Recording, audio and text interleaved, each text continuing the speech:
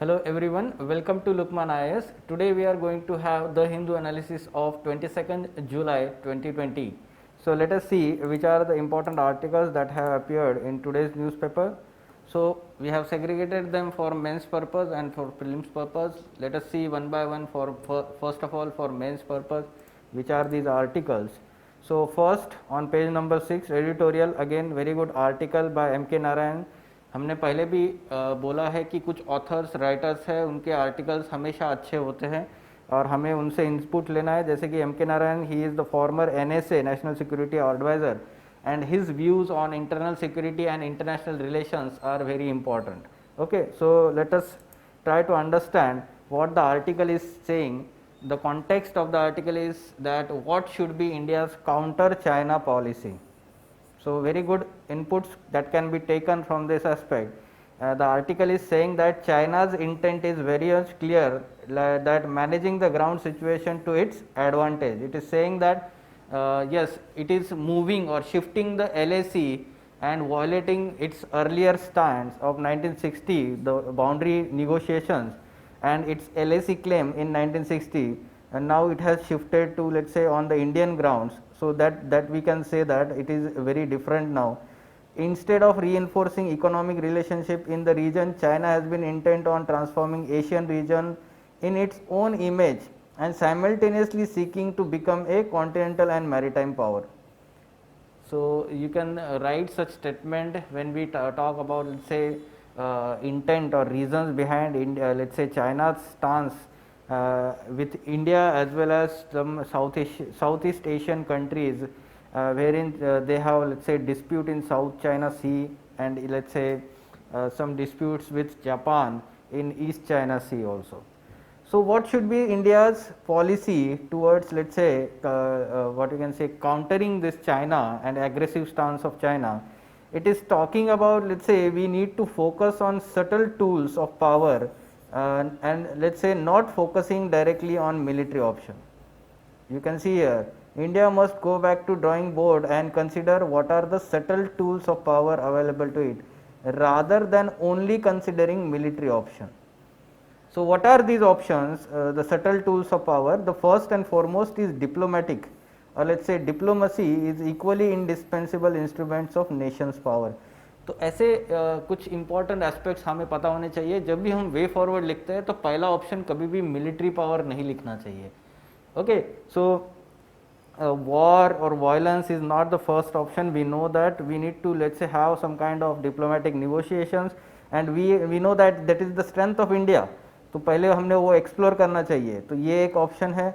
दूसरी बात ये है, यहाँ पे बहुत ही अच्छे से बताया, strongly conveying the message to international community about India's peaceful intentions vis-a-vis China's expansionist ambition.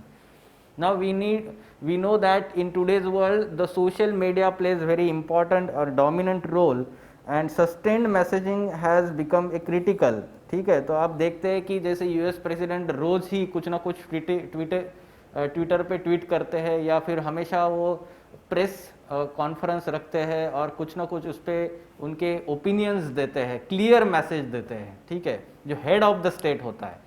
Now we need to have, let's say, such kind of clear message to international community about India's intentions and China's intentions.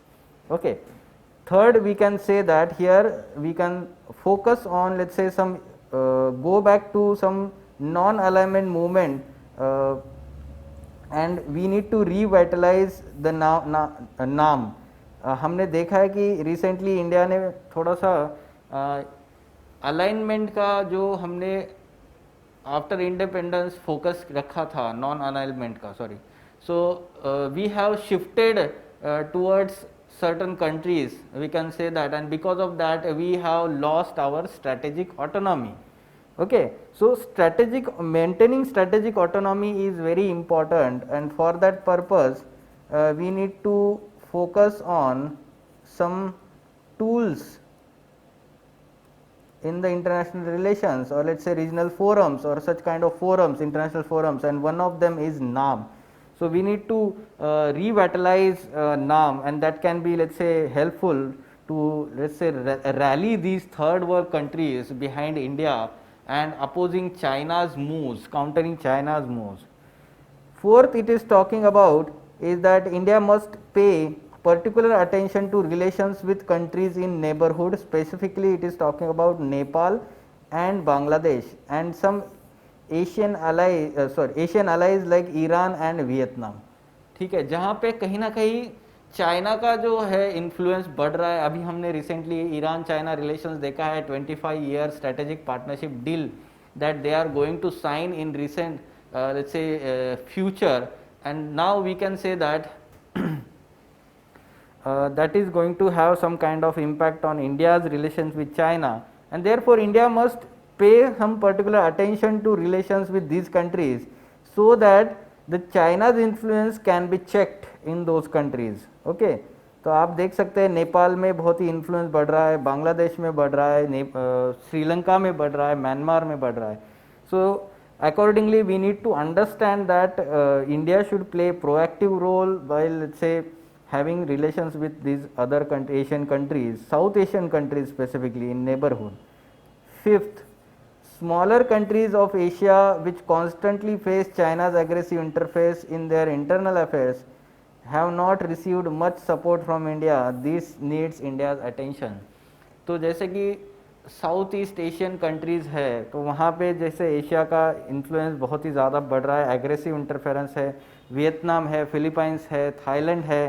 तो यहाँ इन countries के जो dispute है, ठीक है, south China सी में, तो उसके ऊपर इंडिया ने कोई भी अभी तक अच्छे से स्टांस नहीं लिया है, अटेंशन नहीं दिया है, तो वो करना चाहिए.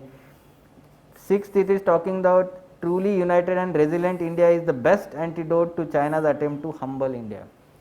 तो हमें पता है कि हमारा जो मेन पावर है वो है इंडिया का हेरिटेज है, इंडिया के कुछ कल्चरल वैल्यूज़ है, like democracy, tolerance, religion, soft power जिसको बोलते हैं, जैसे कि हम योगा की बात करते हैं, आयुर्वेद की बात करते हैं, या फिर हमने वर्ल्ड को बहुत सारे ऐसे डिप्लोमेटिक हम चैनल्स देते हैं जहाँ पे हम बोलते हैं कि इंडिया का इमेज जो है वर्ल्ड पे एक पॉजिटिव इमेज है, right? And that is a strength of India.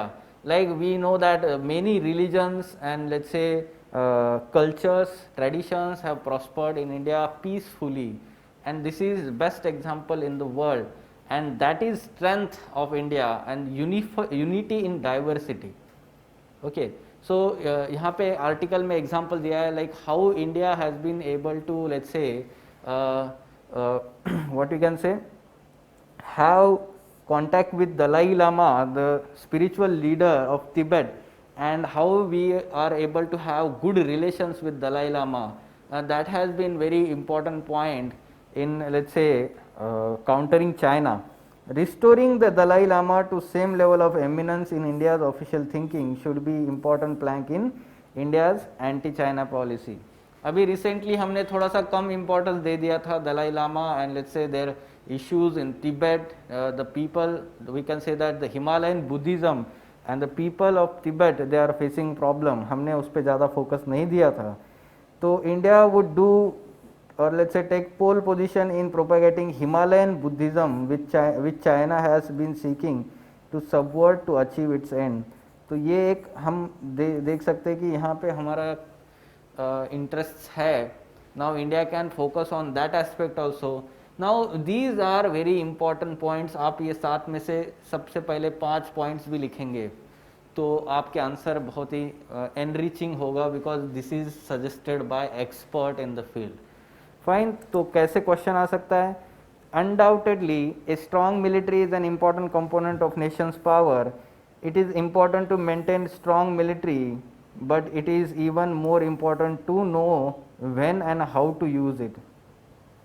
So with reference to statement, discuss the options of counter China policy available to India. ठीक है, तो यही है एक्चुअली कि हमेशा मिलिट्री पावर ही जो है नेशन का इफेक्टिव नहीं होता है. Rather in India's case we can focus more on, let's say, diplomatic power और let's say soft power, subtle tools of power. तो वो ये सारे एक्सप्लोर करने चाहिए. ये आंसर में आप लिखिए. Moving on to next article, China repeats claim on Bhutan's east. हमने कुछ दिन पहले ये आर्टिकल न्यूज़ देखा था, आज फिर से उस पर फॉलोअप है। क्या बोल रहे हैं कि China said that it has offered Bhutan a package solution to its boundary dispute. So ये पैकेज सोल्यूशन क्या है आपको पता होना चाहिए कि reviving the reference to its 1996 proposal for territory swap to give Bhutan the disputed areas in its north in exchange of disputed western areas including Doklam। तो ये कहीं ना कहीं हमारे लिए थ्रेट है कि डोकलाम अगर रीजन दे दिया तो हमारे जो main strategically sensitive chicken neck area है सिलीगुड़ी कॉरिडोर, वहाँ पे उसको एक्सेस मिल जाएगा। ठीक है, तो ये कहीं ना कहीं हमारे इंटरेस्ट को थ्रेटन करता है। So we need to have look into let's say this aspect carefully.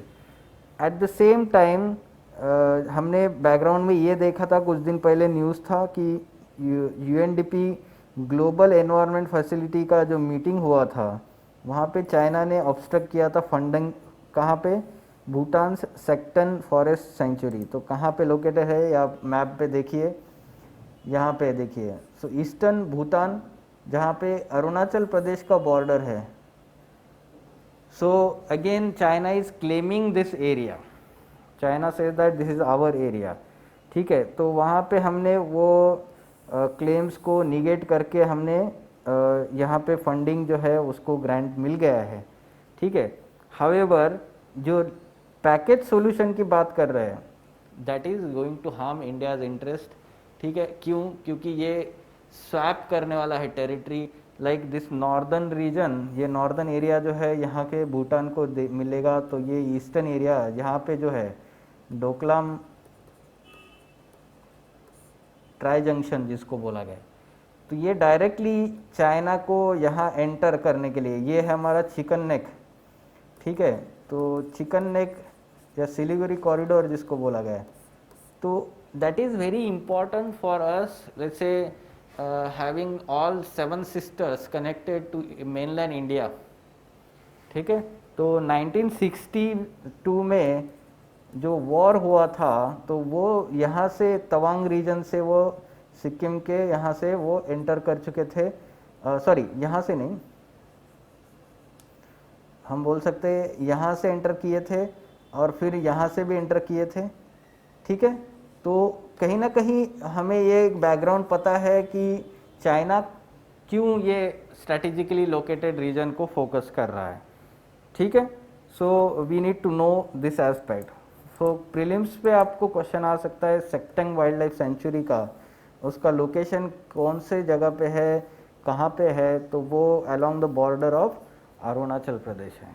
Fine, so moving on to next article, Ribeiro writes to IPS officers on encounters. आपको ये थोड़ा सा एथिकल पर्सपेक्टिव से इम्पॉर्टेंट है। रिसेंटली जो फेक एनकाउंटर्स बढ़ रहे हैं या फिर जहाँ पे judicial procedure natural justice follow नहीं किया जा रहा है, so that's why the open letter by Julio Ribeiro, he was the former commissioner of police of Mumbai and very noted personality among the civil servants, ex-civil servants. So his words do matter for civil service community.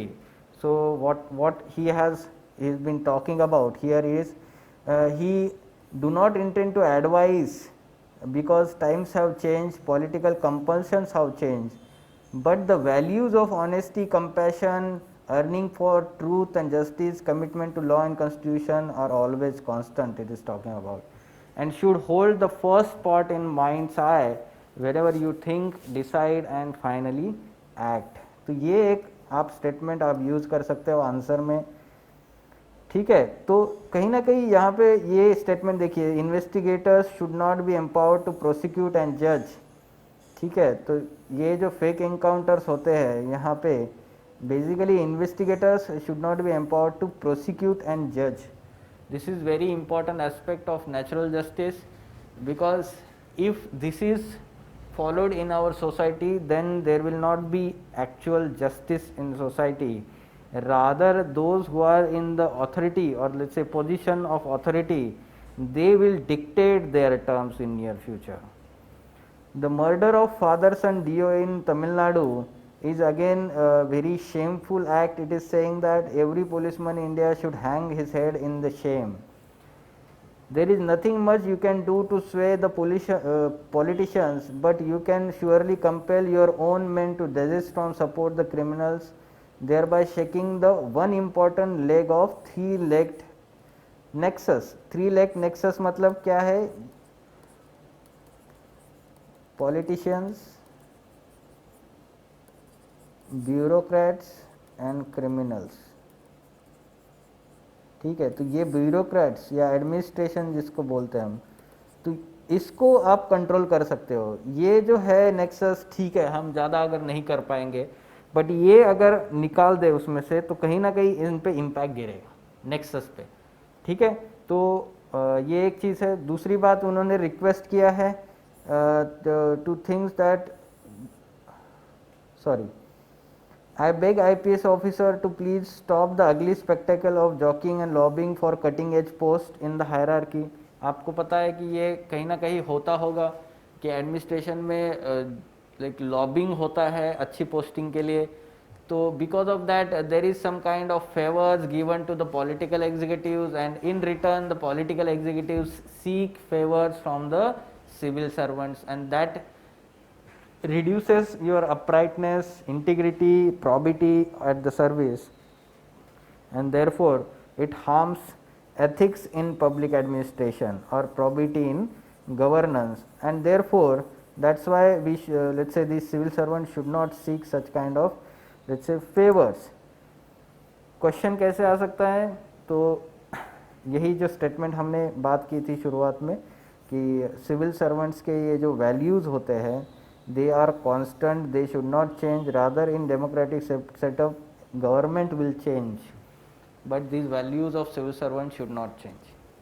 ठीक है, तो इसको elaborate करना है. Fine. So some inputs can be taken from eminent personalities, और ये inputs लेने चाहिए. ठीक है. Next article, Ministry cautions against use of N95 walled mask. तो N95 जो पोल्यूशन के लिए यूज़ किया जाता है मास्क, ठीक है, तो वहाँ पे यहाँ पे सामने होल होता है. ठीक है, तो वहाँ पे फिल्टर्स लगाए हुए रहते हैं. Now basically the study finds that these filters are for, let's say, incoming airs. तो इनकमिंग एयर को ये रोकते हैं, एरोसोल्स हो या पार्टिकुलेट मैटर हो, ये सब जो है इसको रोकते हैं. हावेवर जो बाहर एक्सहेल की हुई एयर होती है, right, so they do not prevent the virus from escaping out. अगर समझो कोई एक पर्सन जो है कोविड पॉजिटिव है, then he is exhaling that air, and so virus is also exhaled from that air, and that is not stopped by this mask, and therefore the article is talking about, or the ministry cautions to the states for using this as a protective measure. Masks do not prevent the virus from escaping out, thus may not aid in, let's say, containment of COVID-19. तो ये एक follow up आपने रखना चाहिए. New information है, N95 mask है, आप भी इसको मत यूज़ कीजिए, क्योंकि क्या होता है, अगर आप असिम्प्टोमेटिक कैरियर हो कोविड-19 के, तो आपकी वजह से वो वायरस जो है कहीं और स्प्रेड हो सकता है. ठीक है, तो मेडिकल जो मास्क होते हैं वो यूज़ करने चाहिए या हाउस होल्ड यूज़ करने चाहिए. Rather they are to some extent helpful in containment of this virus. Fine. So moving on, next article, helpline for students mental health launch. तो ministry of HRD, human resource development, it has launched a mental health initiative named Manodarpan. ठीक है, तो किसके लिए है ये? Students and their families. The stress faced by students and their families during कोविड-19 pandemic. This is for specifically those who are going, let's say, students of colleges, universities and schools. तो उनके लिए ये एक हेल्पलाइन दी जाएगी, toll free, यहाँ पे लिखी हुई है, देखिए अब. ठीक है, सो फॉर, लेट्स से, कोविड-19 एंड बियॉन्ड, तो उसके बाद भी इसको कंटिन्यू किया जाएगा, या फिर कोविड-19 का क्राइसिस है या कोई और कोई प्रॉब्लम है मेंटल हेल्थ में, तो उसके लिए भी यहाँ पे हेल्प की जाएगी by, let's say, having counsellors, psychologist, mental health professionals. तो वहाँ पे डायरेक्टली उनसे हेल्प मिलेगी, ठीक है। At the same time it is having website where in interactive online chat platform, advisories और लेट्स से मेंटल हेल्थ के बारे में इंफॉर्मेशन मिलेगी, सेमिनार्स के बारे में लिंक्स होंगे, other resources are available. Fine. So this is not by Ministry of Health and Family Welfare, rather this is the initiative of Ministry of HRD, ठीक है। तो ये कंफ्यूज हो सकता है इस तरीके से प्रीलिम्स में एमसीक्यू डाल के। अगर आपको मनोदर्पण समझ में आता है तो कहीं ना कहीं आपको लिंक हो सकता है ये मेंटल हेल्थ के बारे में है, और मेंटल हेल्थ जो होगी तो कहीं ना कहीं ये ministry of health and family welfare के बारे में हो सकता है, ऐसा आपको लग सकता है, इसलिए ये कन्फ्यूजन के लिए ऑप्शन डाला है। बट ये रॉन्ग है, ये क्या है, मिनिस्ट्री ऑफ एचआरडी, ठीक है। तो एचआरडी मिनिस्ट्री का ये है, बाकी दो स्टेटमेंट बराबर है, ठीक है। सो मूविंग ऑन, आपको पता है कि ये कैप्शंस एंड कोटेशंस हम कुछ इम्पोर्टेंट देते हैं, जैसे कि ये पहले दो आर्टिकल्स में हमने आईआर से रिलेटेड, चाइना से रिलेटेड जो एडिटोरियल देखा है पेज पे। एट द सेम टाइम जो एथिक्स के लिए इम्पोर्टेंट आर्टिकल है, open letter by Julio Ribeiro to IPS officers, so role of civil servants, changing role of civil servants, what there should be, some civil services values guiding the civil servants. तो ये inputs आप ले सकते हैं answer writing में। So for further information regarding editorial discussion classes wherein in-depth analysis of all these issues is done by Ansari sir and team, you can contact Lukman IAS. Thank you.